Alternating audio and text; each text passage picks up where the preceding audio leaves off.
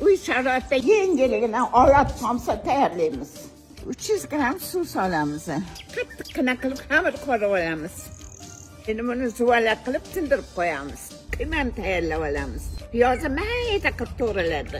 Go'shtimizni ham mantiga to'g'raganda to'g'rab olamiz. Qo'yni ich yog'ini qirg'ichdan chiqarib olamiz. Mo'l yog'i somayli bo'ladi, ozilida qotib qoladi. Ham zarar, ham yog'ni to'g'rab olamiz. Xamirimizni zuvalachilab olamiz. Kichkina qilib.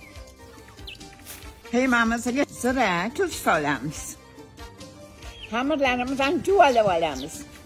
Bismillah. Somsamiz noodatiy bo'lishi uchun ichiga o'zim ishongan hilol qazalardan soldim. Endi somsalarimizni tugib olamiz.